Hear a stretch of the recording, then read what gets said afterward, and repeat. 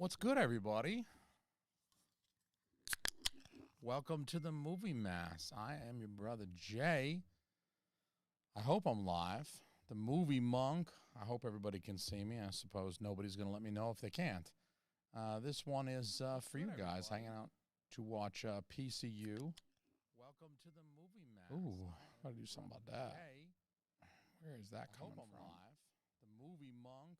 I hope everybody can see me. I suppose nobody's going to let me know if they can't. Where the hell is that audio coming from? Guys hanging out to watch PCU. Welcome to the Movie Mass. Ooh, gotta do something about that. Where is that coming from? Huh. Where the hell is that audio coming from? It is interesting. I'm getting some delayed feedback on my shit, and I don't know where that is coming from. What up, Jeff? How you doing, man? Sofa, what's good? Trying to figure out where this audio is coming from. Delayed feedback on my shit, and I don't know where that is. I wonder if it's coming from that.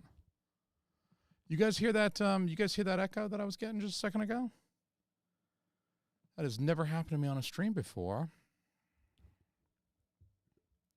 Is it gone now? It's going to wreak havoc on me trying to listen to the audio of PCU, but maybe that's what that was. I see where my audio is routing from OBS. That is very interesting. Let's see. Am I getting any audio from my camera? I shouldn't be. Well, how is that, everybody? How's that sound?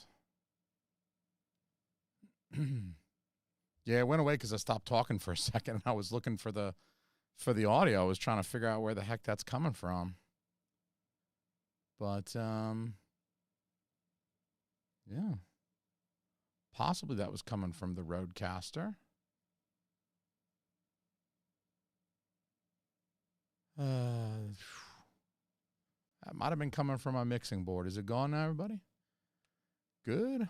I got OBS. And I mean, this is like, I just popped my first one of these, so I can't even blame the substances. This is a little bit of liquid THC. Down the hatch. I should have had 3 of these while I was setting up tonight, because then I could at least blame the substances. No, I'm just an idiot sober. I don't even have to consume anything. I'm a moron sober. Anyway, welcome everybody. Jeff, what's up? Carrie, what's going on, man? How y'all doing? I don't know what is going on with my audio. It's going to be hard for me to hear PCU, but oh well. I think you guys should be able to hear PCU because I'm going to play the media file through OBS. So I don't think you guys should have a problem hearing it. It's going to be low to duck under my voice because I'm going to be talking the whole damn time. But welcome, everybody. I am happy to be live streaming tonight to watch together the motion picture PCU. I trust that this is one that you guys are all well familiar with.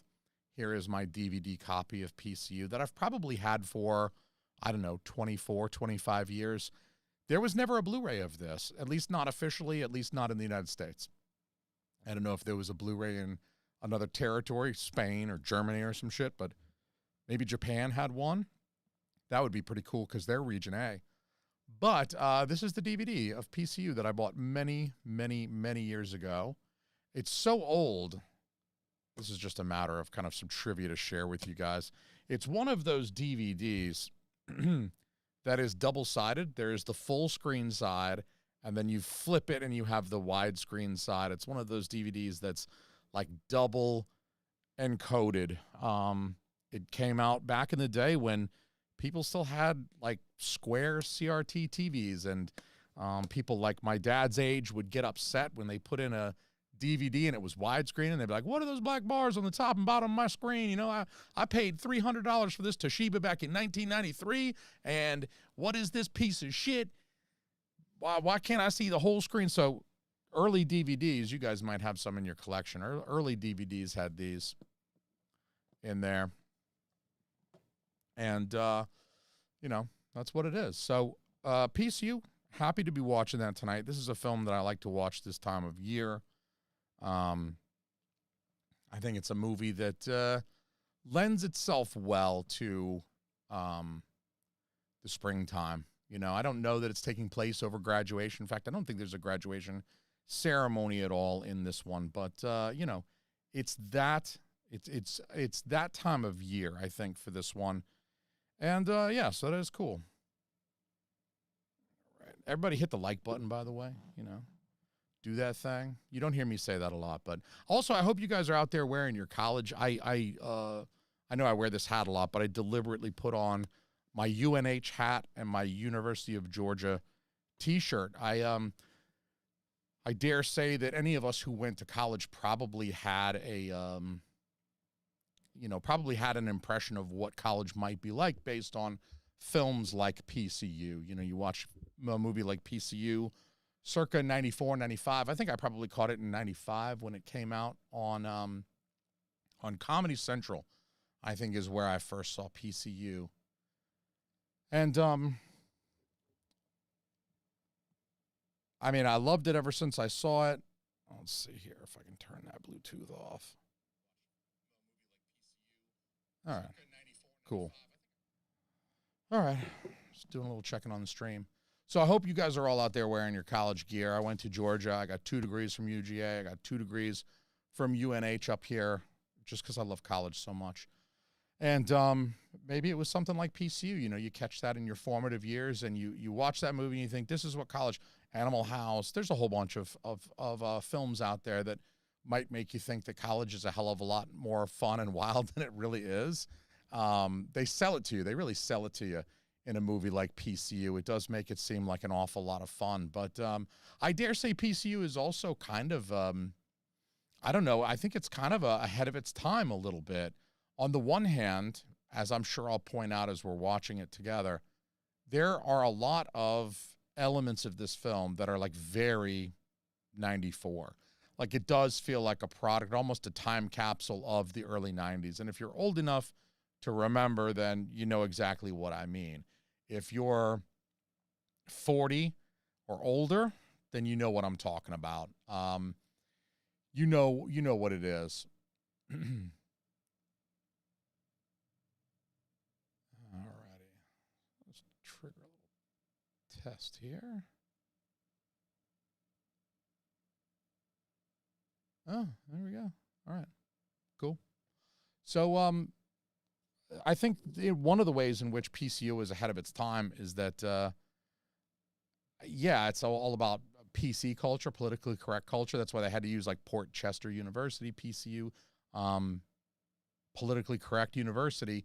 And, you know, they got it right in that this type of thing kind of comes from a university, kind of an academic setting. A lot of like critical theory and other sociology helped to form the politically correct movement in the 80s and maybe even going back as far as the 70s. But then obviously as politically correct becomes more pervasive and more popular, I think it has continued to grow and morph and shape itself. And the internet was like gas on that fire and sort of formed what some folks call the woke movement that we kind of experience today. That maybe had its peak in the 20-teens or maybe not, I don't know. But in some ways, and I'll talk about them kind of as we hit that part of the movie, but in some ways there are parts of this movie that at the time, I'm not sure that there was really a word for it. You know, in 1994, yeah, we had the idea of being politically correct, but I don't know that we had so much an idea of like victimhood Olympics, for instance, the idea that people in various minority groups, victimized or marginalized groups, might compare their experiences amongst each other to try to determine which one has been more affected by institutional racism or misogyny or other forms of bigotry and marginalization. We certainly talk about things like the victimhood Olympics today. Well, you know, today that means something on the internet. You can say that and people have an idea of what you're talking about. They might think you're full of bullshit, but they at least have an idea of what you're talking about when you say Victimhood Olympics. But there is a scene in this film that sort of plays it like it's a joke. Like, how stupid would it be if all of these marginalized groups started arguing with each other about whom was the more marginalized? And it must have felt like a joke when they were writing this thing in like 1993, but it's kind of like Idiocracy in the sense that it's kind of come true. You know, it is what it is. Carrie, I appreciate you being here for any portion of this. Let me move this chat up a little bit. I see that it's behind my own window. There we go. Yeah, I appreciate you being here for any of it. Backrooms does look kind of cool, I must admit. I have not been very excited about like new movies over the last 5, 6, 7, 8 years. It is very rare that like a new movie gets me excited. So I must say that, you know, it's a seldom thing, but Backrooms does look pretty cool.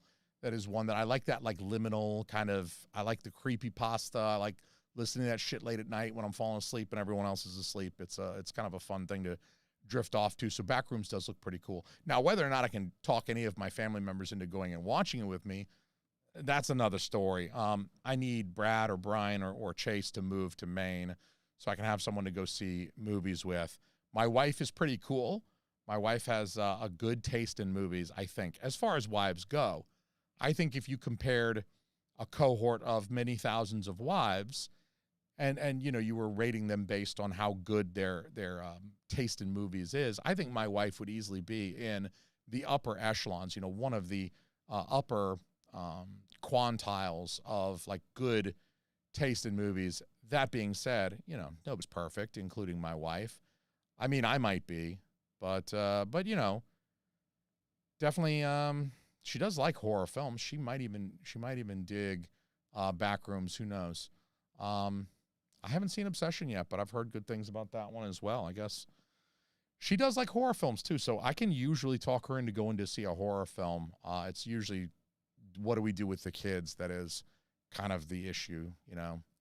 Sometimes my in-laws will watch them on a Saturday evening and we can go see a movie, and then, you know, sometimes we got to pay a babysitter. And I don't know if you guys, when the last time you guys paid a babysitter? I mean, I did some babysitting back in the day, and, you know, it's like $5 an hour. Here's $20. Thanks for watching my kids for 11 hours. And it's wild. Like, you'll watch 3 kids for 11 hours and you get like a cool 20 spot.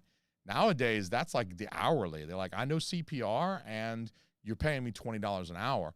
And so, you know, you try going out for 4 or 5 hours to eat dinner and see a movie, and, you know, you owe the babysitter $130 at the end of the night. That's wild. You know, it's very difficult for me to write that check when it's like, how many boutique Blu-rays could I be buying for this 130? You know, how far would this 130 go in a Kino Lorber sale? How many Kino Lorber slipped 4Ks could I get for the $130 I'm giving this babysitter? Like 8 or 9 probably. Anyway, that is what it is. Oh, yeah, P-Funk is in PCU. I wonder if they did that one on purpose. P-Funk, PCU. So PCU, I think, you know, to steer clumsily back to the topic at hand before I start the movie, I like to set the stage a little bit for kind of what the movie means. I think, you know, on the one hand, you do have a very, you know, sort of campus-oriented look at all of the different groups of people who kind of come together, coalesce around their shared interests and identity.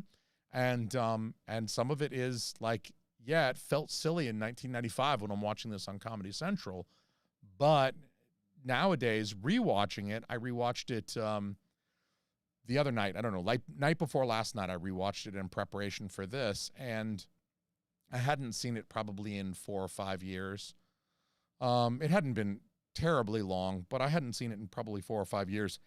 And it was remarkable to me how much of this movie just felt like it kind of came true, even though it felt very silly and dumb back then. It kind of felt true. Prince, how you doing, Prince? How you doing, my brother? I hope you're enjoying yourself. Have you been reading any good City Hunter? Have you been picking up the manga, the City Hunter manga, the Cat's Eye manga, and even better, if you've been getting the Stop Shibari-kun manga?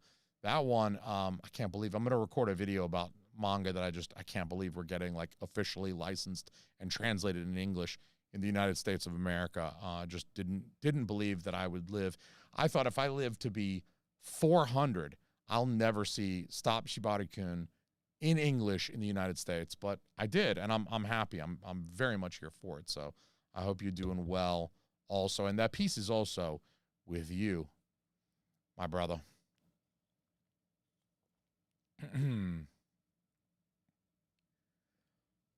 That's pretty awesome that you've got these smaller budget movies doing that kind of business, and it really does make you wonder. I know over the last 15 or 20 years, we have moved very much into the realm of like big major tentpole movies that these big studios like Sony and Disney and Paramount and stuff will sort of build their whole year of business around. It feels like maybe back in the 90s and before, you had bigger movies. Sure, you had things like Jurassic Park, but you had smaller movies as well, and you had more of a mix. And it didn't feel like everything was riding on one movie. So like Mandalorian Grogu tanks, and it's like, holy fuck, like we're going out of business. It felt more like your risk was spread. At least for me. I mean, like I said, I don't have an MBA. I don't have any business out of all my degrees. None of them are business. So, I have what I've picked up from talking to people and from paying attention, but I don't have any formal education in the matter. But it does feel to me like you're betting the farm on one spin of the roulette wheel. You're betting the whole farm on that. Wouldn't you rather play a lot of smaller hands and see which ones win? To me, it seems like studios should be maybe earmarking a certain amount of money every year to greenlight, I don't know, a dozen, at least one a month for release of the smaller movies that can be made for, $1 to $10 million. And then you don't have everything riding on a Mandalorian and Grogu. I mean, you still make bigger movies.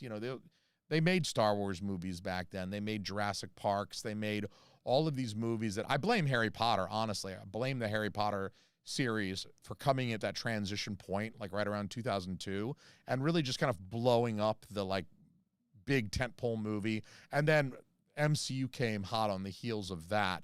Sort of after Harry Potter had blown that all out, then you've got Avengers films coming. And I really feel like with Harry Potter followed by the MCU, that was like the 1-2 punch of this is what we do now. If we're a big studio, we just make huge movies that cost like 3 times what Titanic cost. Remember what a big deal that was for you guys who were alive in the 90s? Do you remember what a big deal it was that Titanic cost like $200 million to make? And now it's like rinky-dink Disney made-for-TV movies cost $200 million to make. You're hearing them spend $600 million on movies like the new Avengers films and stuff like that because they're giving half of it to Robert Downey Jr. and the Russo brothers. The out of control wildness of some of these budgets where you need to make $2 billion just to turn a profit seems like Sisyphus pushing a boulder uphill. Like, why would you think you're going to make it? It's more punishment than anything else. It seems weird.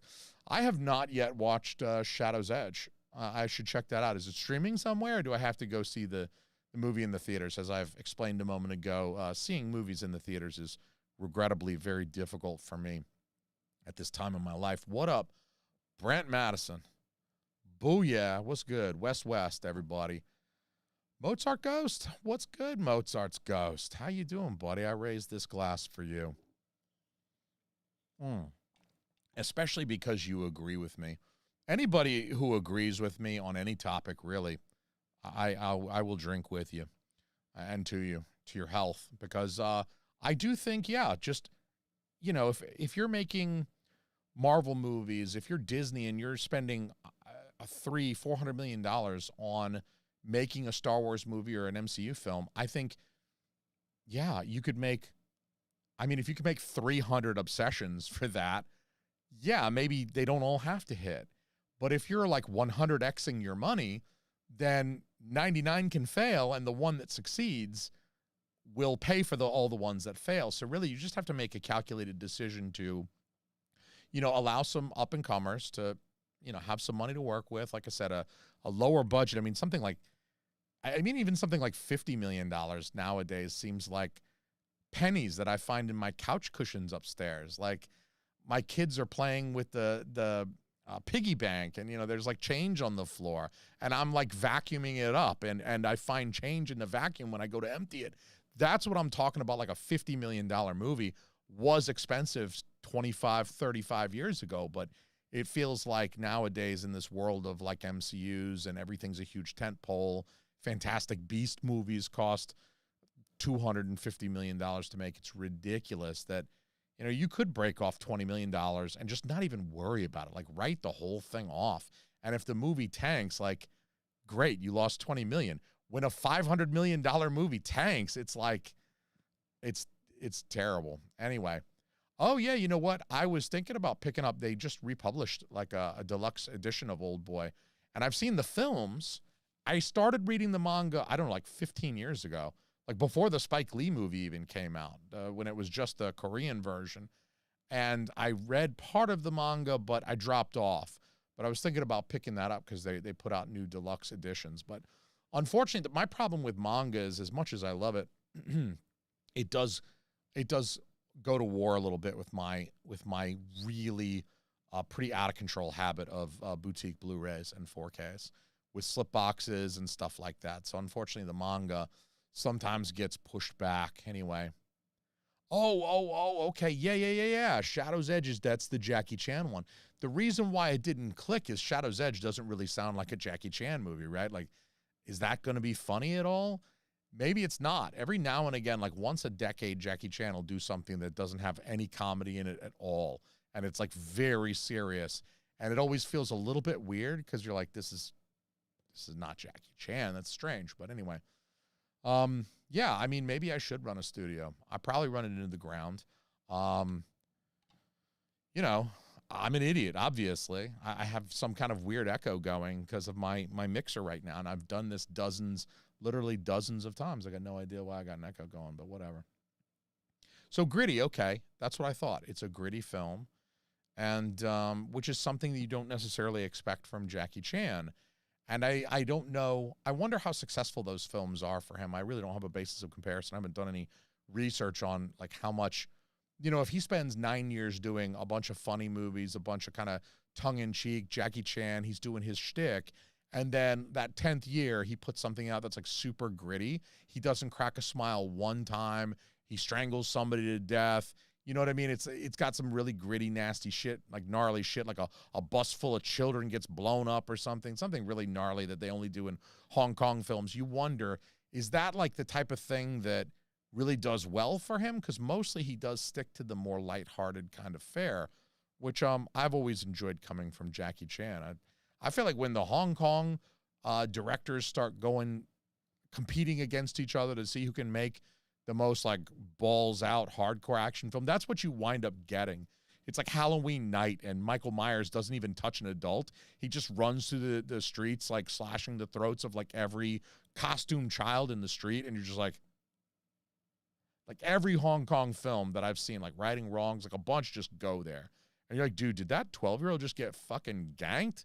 Like on screen? It wasn't even like an off-screen death. That 12-year-old just got shot in the chest, dude. Like, it's hard to watch sometimes as a father, I have to admit.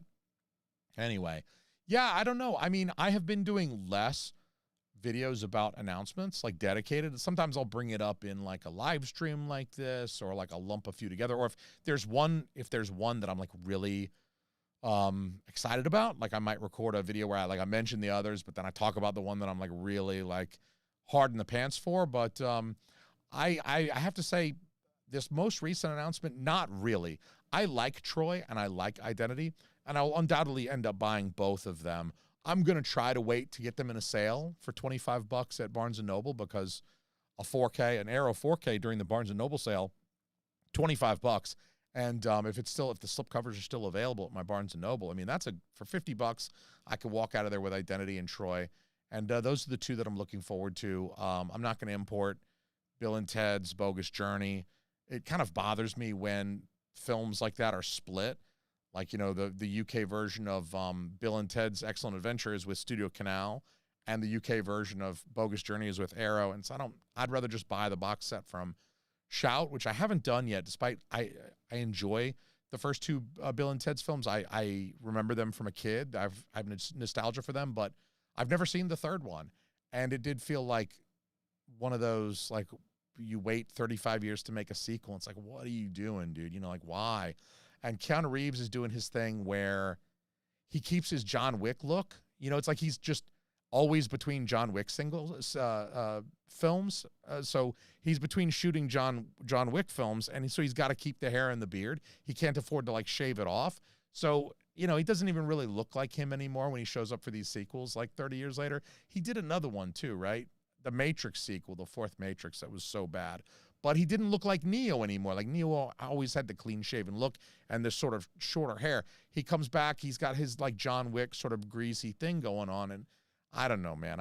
I love Keanu. He seems like a sweet human being, so I hope that no one in the chat will take this as a criticism of Keanu, because by all rights, I know a guy who met him and actually hung out with him at a bar in Japan after his band played at that bar, at that venue in Japan. And so everything that I've heard was that, you know, he's a super just cool dude. So I'm not criticizing Keanu, but I think everything he's done since John Wick, he's had long hair and a beard, right? Is there a film that he's done since doing John Wick where he, like, cut his hair and shaved his beard off?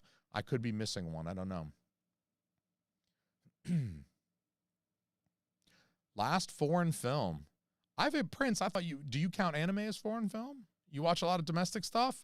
Because my impression of you was that you were, you know, like me, like Ninja Scroll every Friday night, just to make love to your wife. You know what I'm saying? Because Ninja Scroll, that is one that will put you in the mood for sure. If you guys haven't tried it out there, it's liquid Viagra. Chase, what's good, brother? What's good? How's it going, man? How you doing? What do you think of the film PCU? I haven't asked you. I meant to ask you I meant to text you, I don't know, yesterday or whatever, and tell you that I rewatched it. It's wild how it just feels like real life in a weird way. It just feels like it all came true. So I don't know. It's crazy. Oh yeah, I forgot Larry Flint. I'm excited to buy Larry Flint as well. So I guess it'll be $75 for me at a Barnes & Noble. In, you know, whatever the next time they do. Do they do the Arrow one? Is that coming up? Is that in June? I want to say it's either the Kino or the Arrow one that's, like, right before the Criterion one. Because they try to pump me before the Criterion. And it's like, I'll blow my whole wad in June, and then they'll come back with the Criterion sale, and I'm like, bro, like, I'm already blown. Like, I'm already spent. Like, it's a noodle down there. Like, you know, like those memes, they used to crack me up when you nut, but she's still sucking. And it's like Woody's face. And he's like, ah, that's me come July. But, like, Criterion goes on sale. I'm like, no, like, stop. You gotta let go for a second. I need a sandwich and a nap. So, yeah, I'm excited about The People versus Larry Flint. I would say my excitement for all three of those titles is moderate. I will buy them, and I'm looking forward to rewatching them. But nothing that I'm like, holy shit, The Soprano. Like, that's the one that's, The Sopranos 4K is really the thing that I've been obsessing over for the past while, couple of years maybe. Brad, 4K Tent Revival, will attest to that, because I will privately, like, message him. He gets all my Sopranos memes. I don't really send Sopranos memes to anybody other than him, because I don't know anybody else that's, like, really that big into it. But he gets all my Sopranos memes.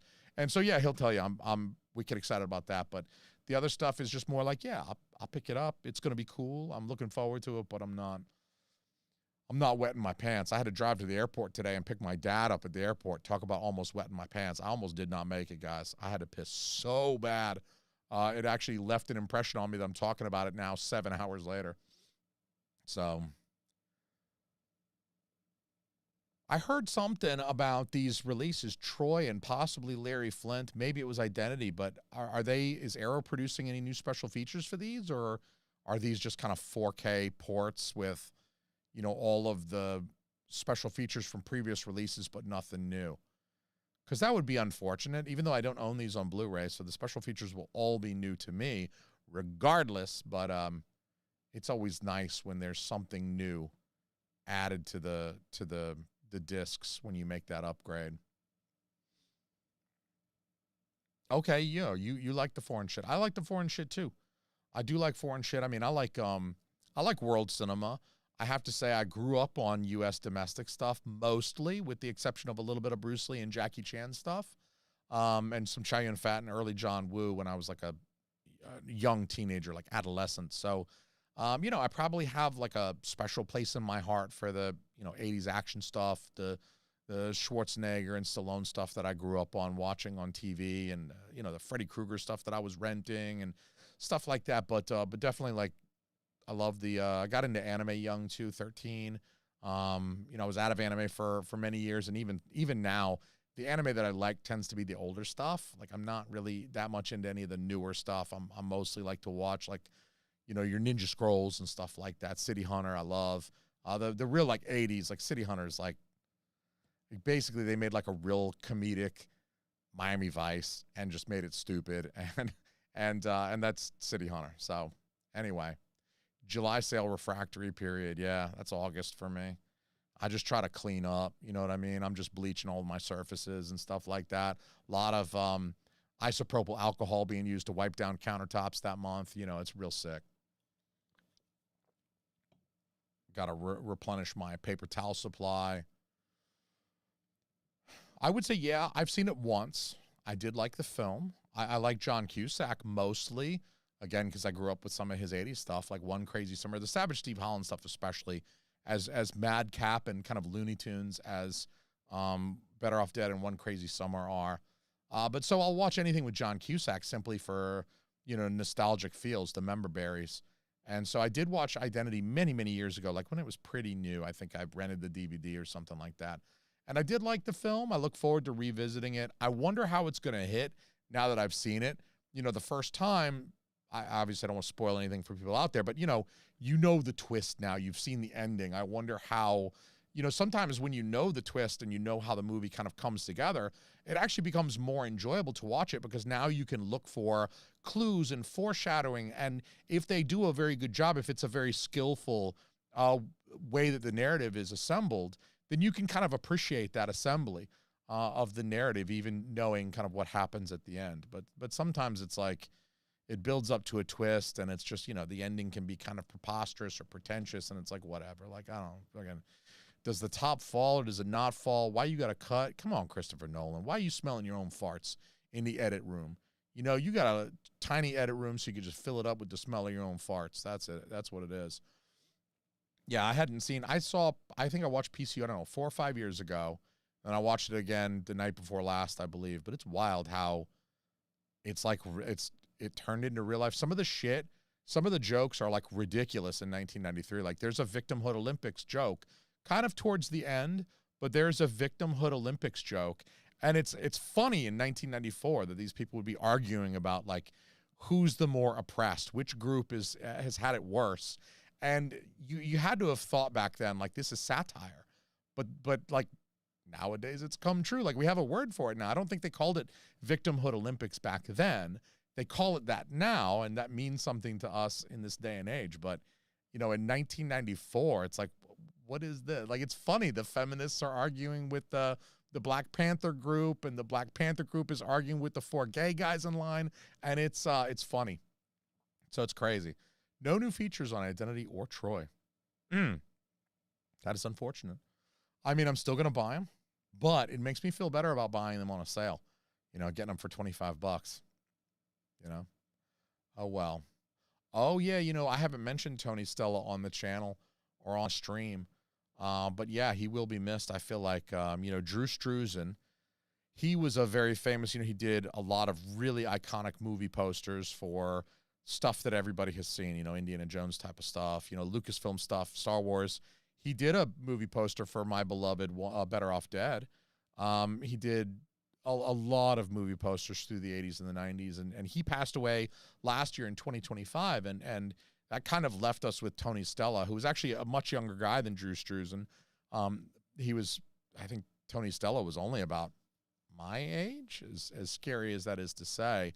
But yeah, his work was obviously, all over the place in recent years. He was doing so much work for the boutiques, like I'm looking over at my shelf and thinking of which movies I've got. He did The Great Silence. I've got The Great Silence. He did the recent, Dollars trilogy for Arrow. He did all the artwork for them, and I've got those. And so, it does make it a little bit more bittersweet to pull a film off the shelf to watch, and you see the cover, and you're like, oh, yeah, this is a Tony Stella cover, the work he was doing for Arrow for the Hard Boiled and City on Fire and stuff like that. It's just really awesome. And I think, you know, he's going to be missed.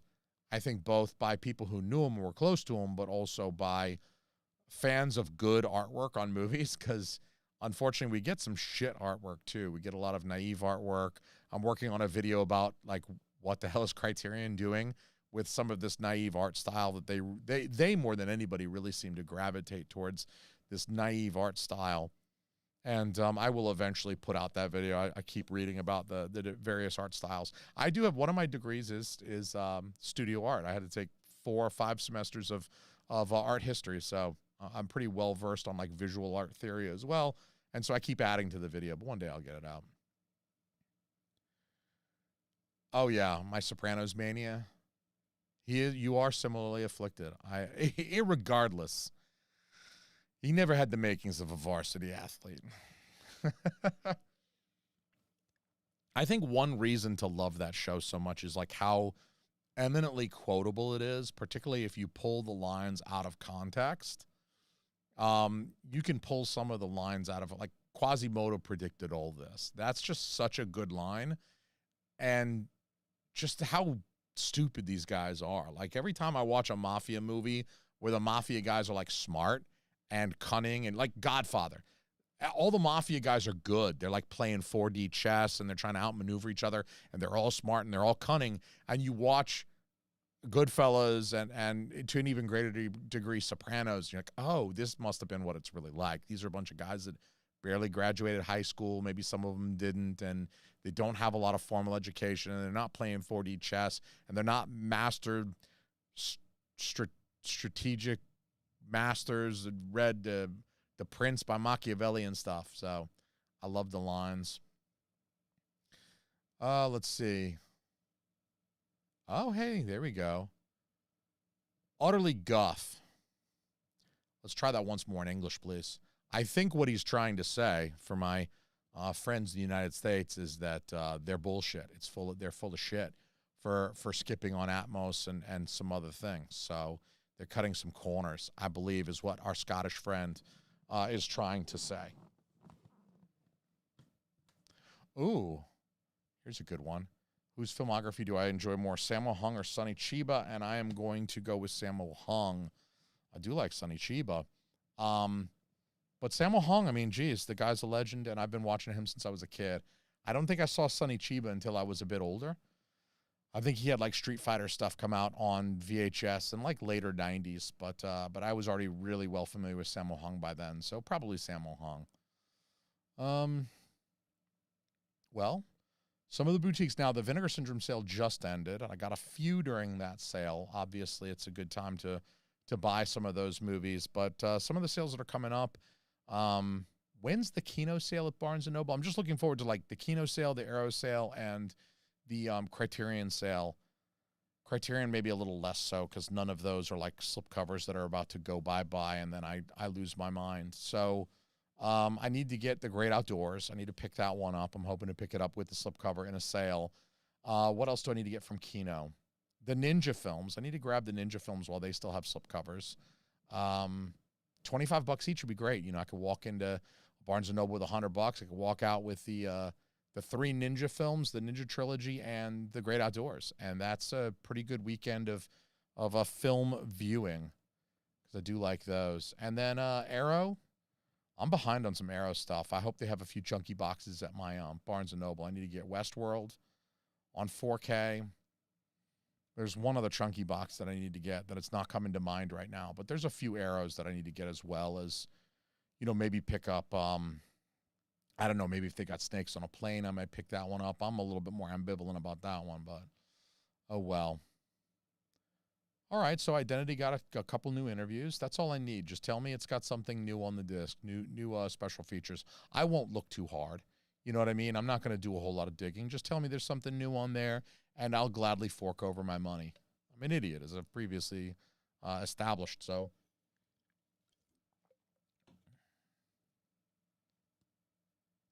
Scottish Bear, okay. Former professional boxer. Remind me not to talk shit about the Scots.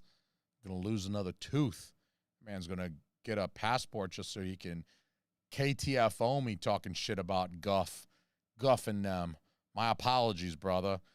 Damn, no more talking shit about Scottish Bear, y'all, in the chat. Be on the lookout. Brother was one of the best stuntmen. That's pretty damn cool. He worked in Raiders of the Lost Ark. I mean, that's a claim to fame right there. Dude, you know, list all the movies that your brother got blown up in. That would be pretty sick. Let's see. Hey, you coached Liam Neeson on how to box for a film. Bro, you're getting cooler by the minute, dog. I'm not even lying. Coached Liam Neeson how to box. Did you get to hit Liam Neeson, though? Because that'd be pretty cool. Like, every time I'd be, like, popping Taken in, I'd be like, honey, sit down. We're watching Taken. She'd be like, oh, God, not again. And I'd be like, we'll be watching. I'd be like, yeah, again. We'll be watching that movie, and he'll be getting to some cool part. He'll be doing some wicked cool shit, taking people out. And I'd be like, I punched that motherfucker right in his mouth. You know, like, just to remind my wife, like, I'm more of a badass than that Taken guy is because I punched him right in his motherfucking mouth when I was training him how to box. I showed him how. Boom, got him right in the jaw. You know what I'm saying? And just to remind my wife, like, what a badass she's married to. And she'd be like, no, you're not, you know? She knows the truth. Anyway.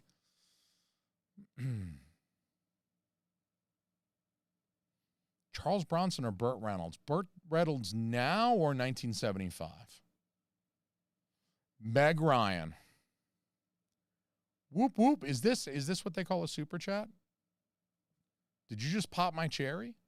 I think, Justin, you just popped my cherry. I think this is my first ever of all time. And it hurts, but it also feels good. I enjoy it. I do not know much about the re-release of the Nightmare on Elm Street Steelbook box. I hope they make more of them because I didn't get my hands on it last time because I was just trying to be cheap and I thought it was going to stick around and I'd be able to get it for less money. And I missed it. But I heard that the new one is going to have a few minor changes to it. Like, it's not going to come with the 3D glasses. So no 3D glasses included. And the interior where you slide the steelbooks into those slots, the slots are going to be black instead of red.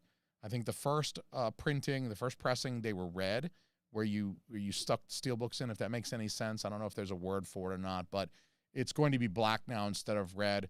Those are relatively minor, like, packaging differences that, like, a real elitist of the elite could look at you and be like, oh, you're kind of a bitch because you got the second printing or whatever. You didn't get, like, the first edition or whatever, but I still think I would jump at it if I get an opportunity to. I don't know when it's coming. Oh, and Bronx Tale is an underrated mafia movie. It's one that people don't talk about a lot, even though it has Robert De Niro in it, and Robert De Niro directed that one too. It's a rare Robert De Niro directed film because he doesn't direct a whole bunch. I mean, maybe that one. I can't think of any other film off the top of my head that was directed by Robert De Niro. Somebody in the chat could probably throw one out there if I'm not thinking of it. But very good film. I think it came out recently on 4K and with a slipcover, and I keep meaning to get it. But when I go to the Bull Moose that I go to, they have a copy of it and it has the slipcover. And every time I'm there, it's the same one. It has like a tear in the slipcover that, like, I don't get real anal about. Like, if there's a small dent, the slipcovers, a lot of, like, the Shout slipcovers, they'll scuff a little bit. They'll have a little whiteness around the edges. If it's real minor, I'm not, obviously, whatever. You know, you get it. You have the slipcover. The corners, sometimes they do get a little pushed in, but if it's, like, really minor that you have to, like, look for it, it's not a big deal. But this one has, like, a tear in it. And I remember, because, like, every time it's sort of, like, flopping a little bit. Like, the tear is large enough that it's like, oof, I got to put that back. I can't buy it. So every time I, like, want to get Bronx Tale, I'm like, I'm going to get Bronx Tale because I haven't watched it in 20 years. I'm going to get the 4K. I'm going to take it home and watch that shit.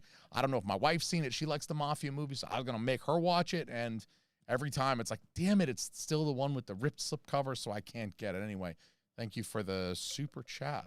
Thank you for being gentle with me on my first time. I appreciate it. Oh, gosh, I almost forgot about Harry and the Hendersons. Never mind, that's $125 now that I got to spend on the Kino sale at Barnes & Noble. They better still have the slipcovers is all I got to say. Yes, very nice, Justin. Yes, you hit Liam Neeson. Yes, dog. All right, my new hero in life. You hit the guy from Taken. Boom. Right in his mouth. I like it. I like it. That's a pretty cool thing to tell. I would be telling my kids that shit.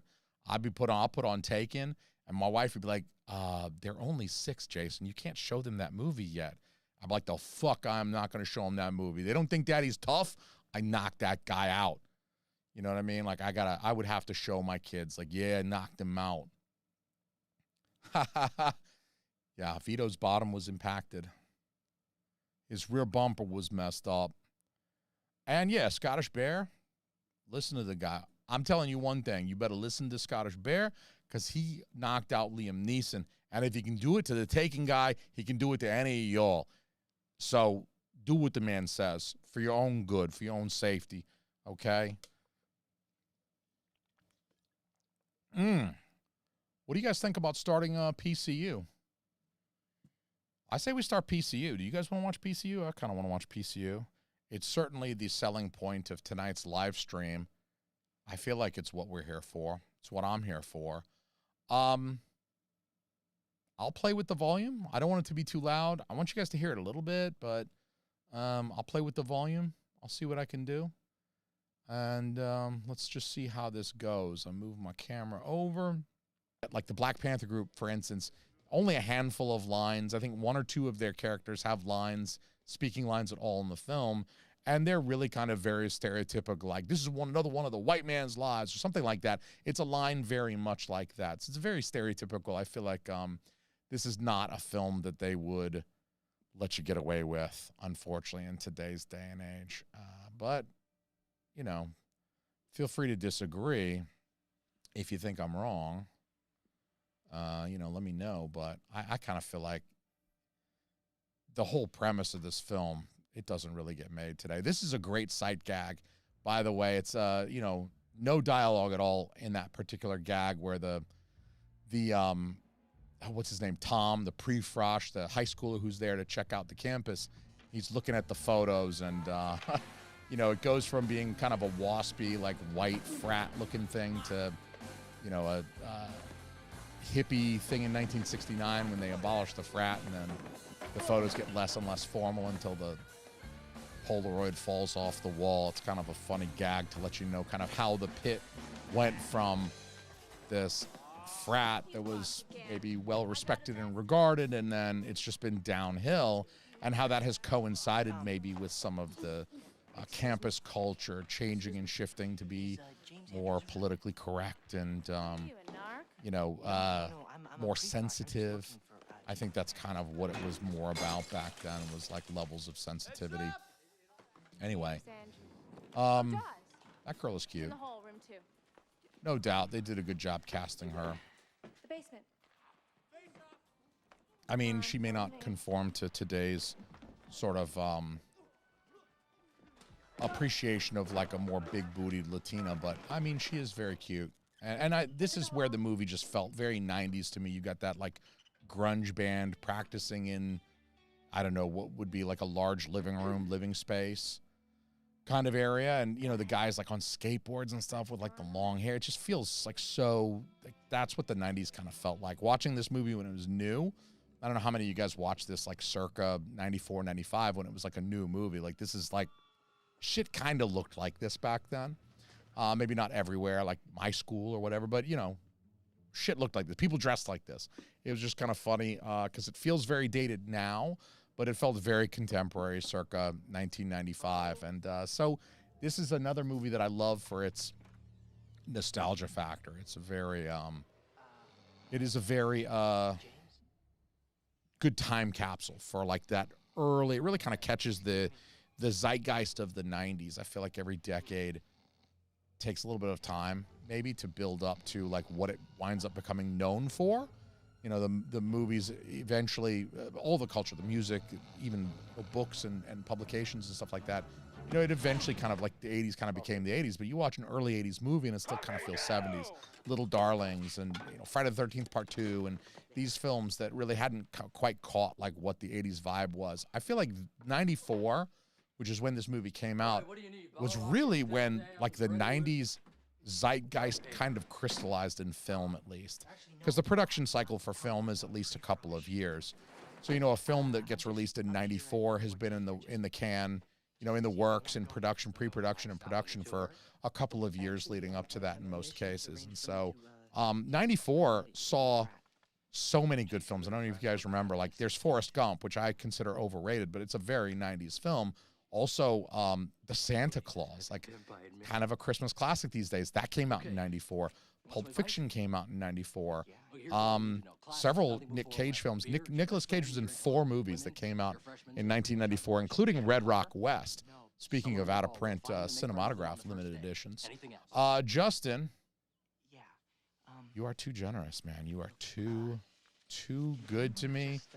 Loving me more than once in one night. I don't know how he can go like that, but ladies, this guy's a stallion. Felt bad that I had the prestigious honor to be your first. Don't feel bad, man. Feel good. Wear that with pride. Should get a medal. Should get like a, I don't know, like a silver cherry from YouTube or something like that. Like not a play button. It obviously has to be something that represents my metaphorical hymen, but yeah, you're the man. I appreciate you. I'm going to drink the rest of this one and the next one in your honor. I've been yapping so much, this thing has gotten warm on me, but Tom, man, here's a pre-frost. I told him you show him around. I appreciate you and your presence here. Oh, hey, what up? What up, Stacy? Favorite scene in this movie is definitely coming up where they throw the meat on everybody. When they throw the meat on the vegans, because it seems like a thing that would get you in so much trouble, and they don't get in any trouble for it at all. Like the president of the university comes by and she's like, you wasted $5,000 worth of meat or something like that from lunch, and it's like you have to pay us back. Like, in what world? Like, you just get arrested for that. Like, you go to jail and you miss your finals and you flunk and they remove you from campus. It's just weird that they even give them an opportunity, like, to pay that debt. And so that's crazy.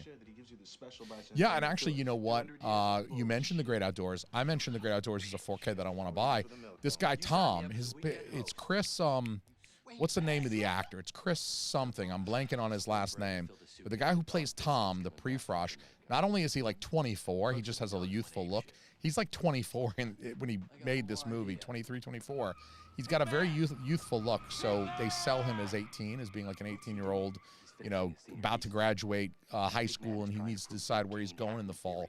Also, he is totally just like, he's a framing device and a deus ex machina for this movie. That is all he is. He's literally just there to like frame the narrative that is about the characters that are more interesting in the pit, like Draws and the other characters, Gutter, and some of the other funnier, more interesting characters. He's literally just there to bring the viewer from outside of the campus into the pit, right? He's a framing device, like in Wuthering Heights or whatever, and then he's a deus ex machina at the end, because all of the enmity that he builds from all of these various minority groups that have united, ironically, in his destruction, he brings them to the party and saves the day. So he's a literary device. Literally a literary device in this film, but whatever. He's an enjoyable character nonetheless, and I don't know that I would have behaved any differently than he did. But he was in The Great Outdoors. Yeah, he was like the older son of John Candy's character in The Great Outdoors. And that is where I recognize him from, because I saw The Great Outdoors several years before seeing this. I think I saw PCU in like 95 on Comedy Central one afternoon. It was great. Comedy Central used to be great, because they would just play movies on the weekend. It's like Saturday at 3 and you're like bored as shit. Like you just come inside and you're eating a sandwich and you pop on the TV and you're like, oh, cool, I'll watch this movie where they throw a bunch of meat at vegans, and I was just sold. So that's my favorite scene. You can watch the whole movie this way. Is that sarcasm? It's hard to read. First of all, Jeff, I feel like you're too nice for sarcasm. So I'm assuming that, you're just like a kind person. I feel like you're too nice for sarcasm. So if you're being sarcastic, you definitely got to give me some kind of heads up, because I just feel like you're too kind of a person to like even fuck with me sarcastically. Even though I welcome you to, I am the type of person who I enjoy it when my friends fuck with me. I like it. It's fun. That's how I get along with my people too. So if you're being sarcastic, cool. I mean, I feel like watching it behind the cover isn't that bad. I learned a little while ago that YouTube, I used to cover the whole thing up for YouTube. I mean, I used to cover the whole image, and then I would uncover it for Patreon, you know, and I put it up on Patreon uncovered. So you'd be watching this stream just without that little image there that I created. Then I learned that YouTube, you know, they obviously don't have people watching this with their own eyes. They use like an algorithm, and the machine doesn't really catch the copyrighted material if a good portion of it is blocked out. So you don't have to block the whole thing, which actually has gotten me in trouble before too, because I've let a few titties slip. Although, I mean, Chase will tell you guys, like I let a whole, I mean, like I showed a whole pair of boobies by accident because I took it down too early during Eurotrip, and that's still up on my channel. I got to pull that down eventually because YouTube's going to smack me. But yeah, that girl had her whole boobies out, and I was just like, oh my God, whoops. Anyway, I don't believe there's any nudity in PCU, so I'm probably not going to get in any trouble.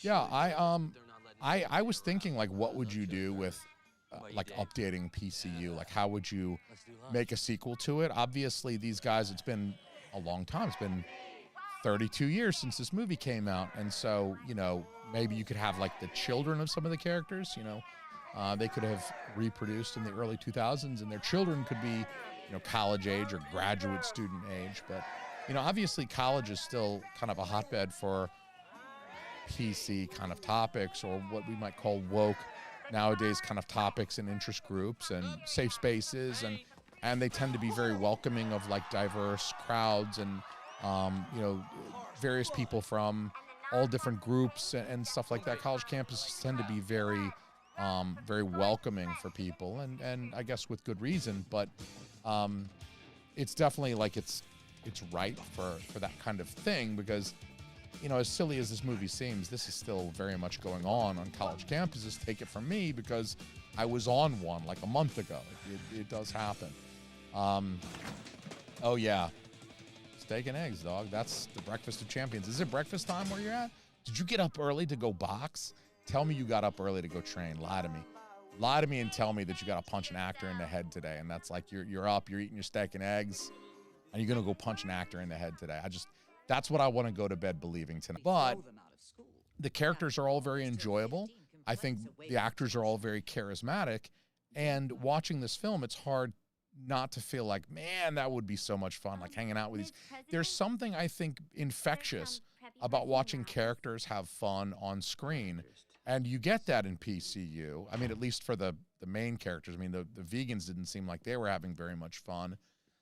But regardless, when the characters are having a good time, and they're well done, they're good characters, and they're enjoyable, and the actors are charismatic, it's very difficult to not like want to have fun or enjoy the movie, even if it's not a great movie. I wouldn't call PCU a great movie. I would call it a very enjoyable movie, and that's one of the reasons why. Up the Creek has a very similar kind of, all of the characters are very enjoyable for various reasons, especially Tim Matheson. You just kind of want to be him when you grow up. Despite being older than, I think he was about my age when he made Up the Creek. Actually, Tim Matheson was old as fudge in Up the Creek, but that's just a great movie. For a lot of the same reasons, I would tell somebody, if you like PCU, you'll probably like Up the Creek. Up the Creek is a little bit more harder R. There's more booby and stuff like that, so they earn their R rating a little bit more directly, but Up the Creek is another fun one. So I might do a commentary for that one. I'm not sure if there's a Kino Blu-ray of that. I'm not sure if it has a commentary. I don't remember if it's got one or not. I try to pick movies that there's no commentary for. I will say about the PCU DVD that I'm holding here, for such an early DVD, this is stacked. This has two commentaries. It has a separate commentary, one with the director, and a totally different commentary with Jeremy Piven. So it's got two commentaries. It's got a featurette, behind-the-scenes featurette, and it's got a music video, in addition to the theatrical trailer, which I find to be pretty standard. This is actually pretty stacked for like a 2001, 2002 era DVD. I was quite impressed with it, and I even watched the commentary with the director and found it to be a very engaging commentary, which was pretty cool. So if you guys don't own the PCU DVD, I don't know if that one's one of the ones that's just crazy expensive because it's like the only thing out there, and it's 25 years old, but go pick up PCU if you can get it. You are very welcome. You know what, Stacy, thank you for being here. Right? No, thank you. Let me thank you for being here, being all up in my comments. I appreciate you. because I can talk to myself. I'll be honest with you guys. I do it a lot. But I'd rather have y'all. I'd rather have y'all around for this. Who would I cast as a live-action Carmen Sandiego? I don't know. I mean, if we were doing this thing 30 years ago, I think the no-brainer would, I'll slap somebody if they say Jennifer Lopez. That's dumb. But the no-brainer is Selma Hayek for a live-action Carmen Sandiego. These days, I'm not sure. Because, you know, you got to cast somebody. They can't be too young, but also they have to be very sexual appealing. So they can't be like 50 or 60 either. I mean, so Selma Hayek could probably still do it because she's still hot. This is a fun role for Jeremy Piven. Of course, he became a lot more famous for Entourage later on. I feel like, you know, he's been working for a long time, going back to the 80s, and he really became the household name with Entourage. That was really where like Jeremy Piven got a lot of juice, like very like temporarily A-list. Now, he's a little bit less popular. Look at this, smoking indoors. I love it. On a campus. I mean, I don't know when the last time you guys were on a college campus. It goes without saying, these are smoke-free spaces these days. Like, you can't smoke inside. You can't smoke outside. You can't smoke in the middle of a parking lot with nobody for 100 yards. And that's kind of wild to me that he's just doing it, right? I mean, obviously he doesn't give a shit, right? He's like the cool kid in the pit. He's the coolest kid of the cool kids who don't give a shit in the pit. And so obviously he would flaunt a no smoking rule, but the president of the university is right there trying to get him kicked out of the university. That's kind of asking for it if you ask me. How many times am I going to say ask in 30 seconds? Ladies and gentlemen, I think it's time to revive an ancient tradition we I don't know. long forgotten. Baxter Brewing Company. This is a local Maine beer, and it's not bad. I'm talking about It's kind of a something that summery. we It's do a every Saturday night. staycation It's a matter land. of It's like, principle. you know, their summery lager. It's pretty tasty. But yeah, Jeremy Piven, he did not have such a good time in the Me Too years, the 2017, 2018 era there, where really a lot of behavior of like Hollywood, male Hollywood execs and actors was falling under a lot of scrutiny. I mean, obviously that was not a fun time for old Harvey Weinstein either. He's still in jail over some of that shit. And Jeremy Piven was also accused by multiple people of sexual wrongdoing, of like groping and fondling and stuff like that. So no bueno. I think he even took a polygraph, like voluntarily. Like he was like, these allegations are false. He took a polygraph, but he got dumped. I mean, pretty much right after that, it's been, you know, he's done some stuff. You can look at his IMDb or whatever. He's done some things, but obviously, like from, you know, the early 2010s when he's like riding high on that Entourage hog, and everybody knows his name to today, where, you know, he's a little bit less well known. I don't think his hairline really helped too much with that, and you can tell that for the last like 20 or so years, he's really been fighting that hairline. Unfortunately, I feel like he just needs to do some roids, shave it. If you're a white guy, you know, not to lean too hard into the politics of this film, but if you're a white dude and you're going bald, you gotta juice. You gotta lift and you gotta juice and you gotta eat yoked. And if you don't get yoked, you're gonna look like a cancer patient as a bald white dude. That's just one of the things we got going against us. If you're a Caucasian, you gotta get jacked if you're gonna be bald, because otherwise you're gonna look sick. Like Michael Stipe from REM. You know what I mean? Like, you either gotta go like Diesel, like you gotta get jacked up. But if you don't, if you go like the vegan Michael Stipe from REM route, everybody in your life is going to start a GoFundMe. They're going to think you're sick. They're going to be like asking how chemo's going. So you got to get yoked. And I think that's what Jeremy Piven should have done. But, you know, that's hindsight. And I am an idiot, as we've already established. So, What's up, bud? Try to call you guys. Yeah, the decade zeitgeist. I was hoping that I was making sense with that. You know, you always get several years in before you kind of realize what is really going to, like, this decade is going to be known for. And I think by 94, I mean, grunge, particularly the music and the fashion that went along with that, had persisted and was popular enough that you kind of had an idea, like, this is sort of what's going to be. And the music, I mean, the fact that Nirvana still gets play, even in movies like The Batman today, you know, it is pretty wild that, you know, the decades, you know, it's not as smooth. Like, we tend to look at things as like 80 to 89 as the 80s and films of the 80s, music of the 80s, and we group them together. But, you know, there are films that came out in 89, like I think Dream a Little Dream, the Corey Feldman, Corey Haim film on the Vestron series, I think it was like 89. You know, and then there's movies that came out in 91 that are... Speed also came out in 1994. You mentioned Point Break. That's... What is that gonna do? Keanu, obviously, that jogged my memory. Speed came out in 94. I mean, that was a year. If you go back and look at the movies that came out in 84, it's a ridiculous year. Not 84, not 94. I meant to say 94. If you go back and look at this is finally kicking in. This guy's finally hitting. If you go back and look at the movies that came out in 94, just look at a list on Wikipedia, you will be so shocked and amazed at like what kind of like hot file, like movies that are very much remembered as like these are like 90s zeitgeist films. Wait, where am I? You're safe now. Allow me. Hey, Hunter Prescott, I love you, Pledge buddy. Master of the Secret It's a kind Fraternity thing of Balls you to and say, Shit. and that feels good to hear. So I very much appreciate it, Bantam Dream. and I appreciate you being here and enjoying it with me. 3:30 a.m. Scottish time. Oof. 1967. I don't like being awake at 3:30. I'll be honest with you guys. I used to when I was like these guys' age. Jeremy Piven, I think, was about 28 when this film was made, 28, 29. So it fits in with a guy who had like 4 sophomore years and 3 junior years, and a guy who's just been an undergrad perpetually forever, which is kind of what I've tried to do with my life as well. If you guys know anything, I was just talking about how I got 2 degrees from UNH and 2 degrees from Georgia. It's really all I want to do. But yeah, I don't... You know, when I was younger, when I was partying in my 20s at UGA, yeah, I loved being awake at 3:30. That meant I'd done something right. I was having a really good time if I was still awake at 3:30. Nowadays, 3:30 is bad. 3:30 is like, I got insomnia, which I never get, so I shouldn't even say that because I don't. I sleep like a mofo. But like one of my kids is throwing up on me. That's what if I'm awake at 3:30, someone is vomiting on me. And I don't like that. I'm not a fan. So I like being asleep at 3:30.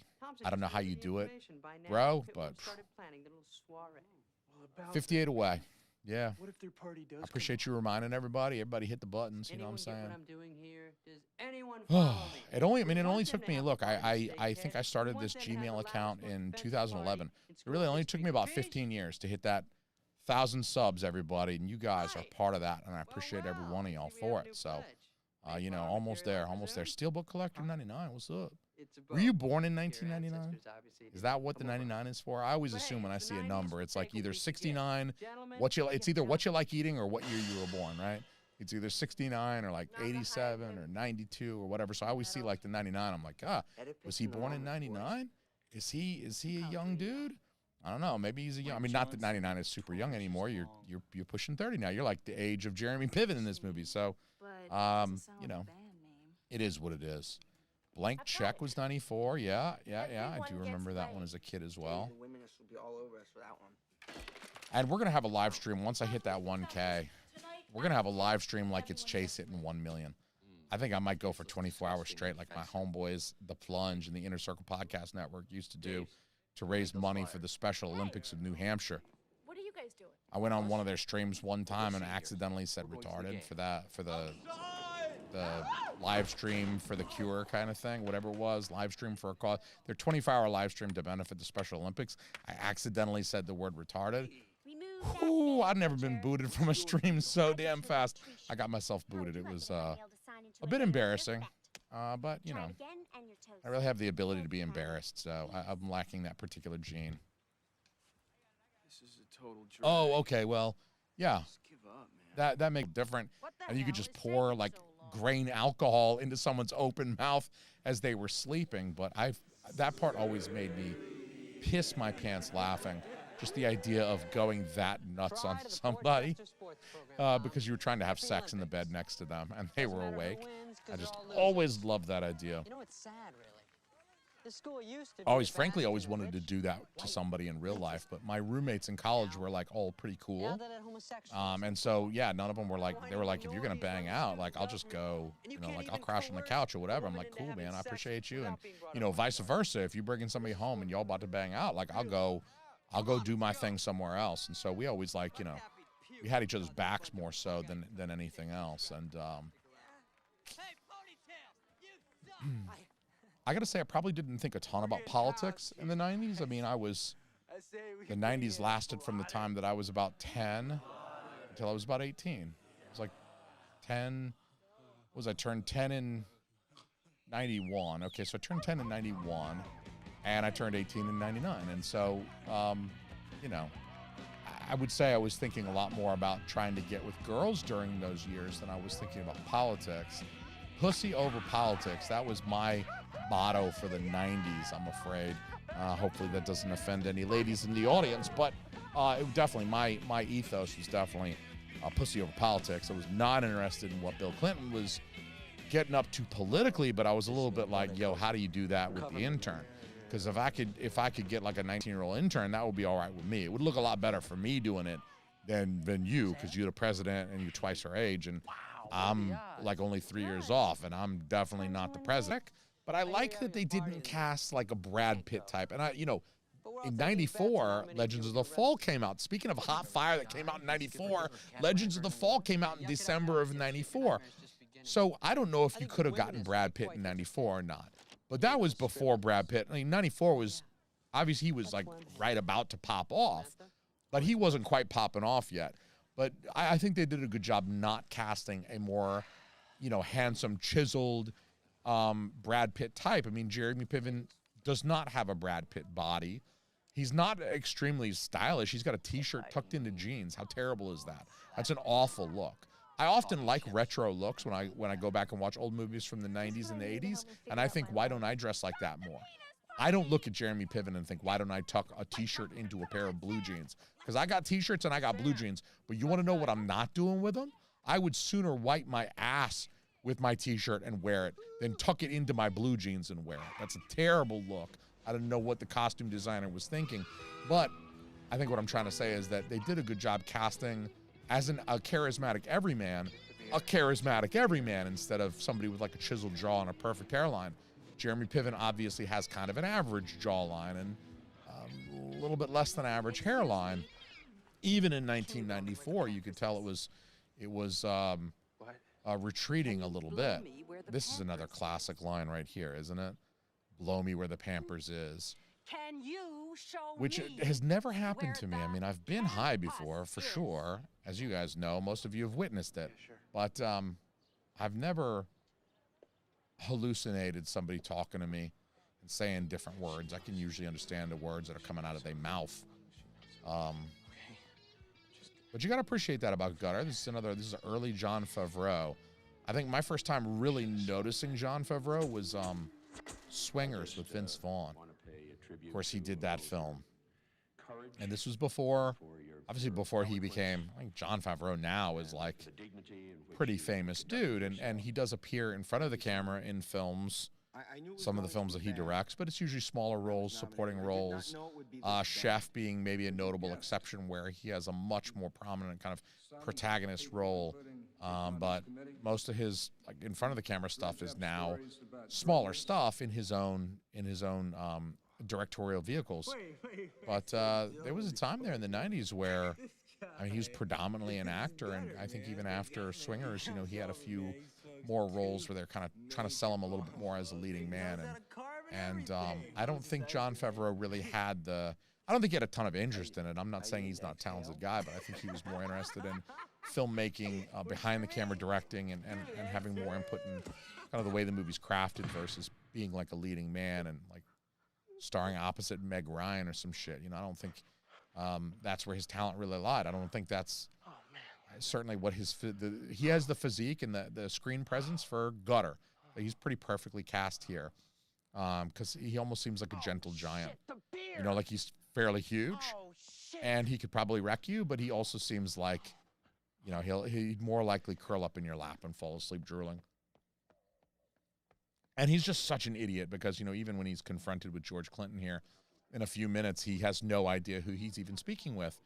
And that's the band that he was going to see. He was supposed to go see George Clinton in concert that night live, and he has no idea when he's like face to face with the man. Can you imagine? you know, like Tom Petty's tour bus pulls up and he's the one who gets out, not like a bouncer or representative. He gets out to ask you directions and you don't recognize Tom Petty. Wouldn't that be crazy? Or David Bowie, whatever musician you love. But what up, Nick West? Yeah, who doesn't love this movie? Except the womenists. I don't imagine the womenists love this movie. Yes, Swingers is a 4K. Swingers is another, like, that was a much later 90s film, but that was a very, like, 90s. A movie kind of drips with the 90s when you go back and look at that. It's kind of crazy just how 90s that film really is. So, yes, I agree with you. Mr. Mozart's ghost, I do agree. Gentlemen, meet our new mascot, the Portchester Whooping Crane. I like that this lady just kind of undoes herself by changing the mascot of the school, as if that's something that, I mean, even a school president, I don't believe, has the unilateral power to just, we're just going to change the mascot. I know it's been the Georgia Bulldogs for the last 230 years, but yeah, go fuck yourself. We're changing it to the University of Georgia Whooping Cranes. I mean, that would get you killed at a school like UGA. Like, people would think you lost your marbles, but that's why they don't allow a single person, even a powerful person in a university government, to simply make a unilateral decision. I mean, that's one that would probably have to come to a pretty unanimous vote, at least amongst, like, the governing bodies and the student government. So you'd really have to get build a lot of consensus for that before you could go changing. But that's basically, like, that's what undoes her, is the board of trustees, those two trustee members that are talking, the old dudes. Remind me of the old guys from the Muppets, the two old critics. But that's essentially what undoes her in this film, and erodes all of her popularity as president. So they turn against her, which really allows the pit to kind of succeed. Now, they're supposed to be throwing a party here. This kind of reminds me of a few of the parties we threw when I was in college. Just kind of sitting there at 9:30, trying not to get too drunk before anyone shows up. But you've tapped the keg, and it's kind of you and your 4 roommates and 3 of the girlfriends, and you're just kind of like, people are going to show up. Like, it's not 10 yet, but, like, I kind of have to be here. Like, I want to show up late to my own party, you know what I mean? Sometimes I'd tell those mofos I had to work and go out and get dinner at Kiba. Chase, did you ever eat at Kiba? It was known as Akeem's Kebab, I think, when we were there. But Akeem's Kebab, man, that was the tits. That I miss that restaurant more than anything. More than anything. More than I miss my grandma. I'm not going to say that. I miss my grandma more than I miss Akeem's Kebab, but it's close, at least. And, yeah, so I remember having parties like that. This guy's got shit shocked out of him. Boom. Electrocuted. I love in a movie where dudes get electrocuted and literally, like, thrown through space, which doesn't happen.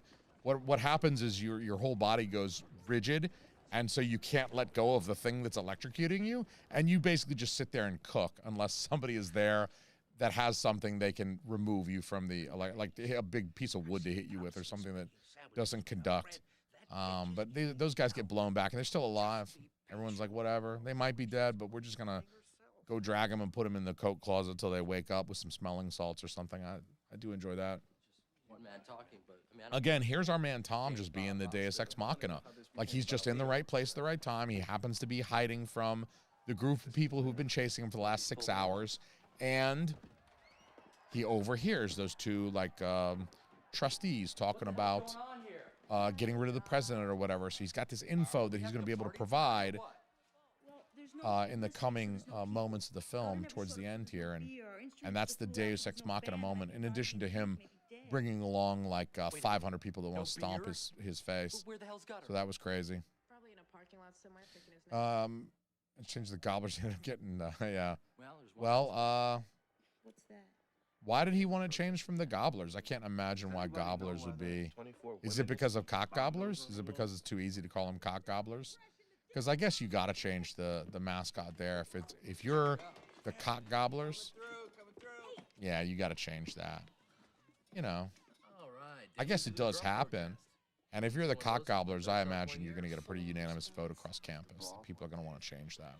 You try and spread joy, and then the PC shock truth. So the womanist movement is there, and they're like, hey, ho, ho, this penis party's got to go. Hey, ho ho. And That's a damn good point. I've had that stuck in my head all day. I just, Now, it's hey, true. hey, ho ho, Majority of students this today are penis still party's afraid got of to the go. PC that wouldn't And even I think we should put sit that on a their shirt. face. But I'm just saying, one if you thing, got a shirt that says, always hey, be hey, honest. ho ho, this penis party's got to go, send me the link to your Etsy store because I'm They may buying not that shit realize it tonight. yet.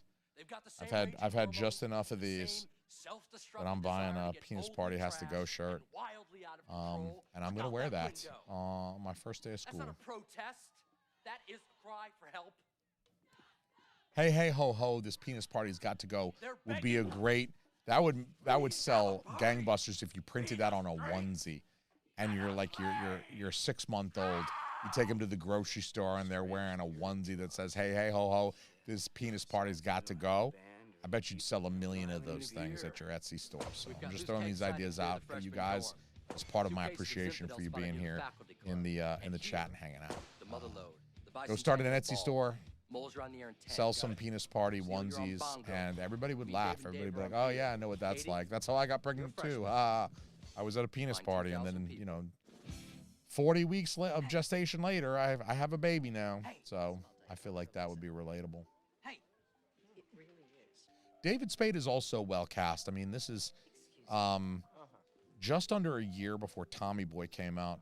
This came out in What is the complaint? June? It came out in June or July. It was a summer film of '94, and Tommy Boy came out in February of '95. So something like 9 months later.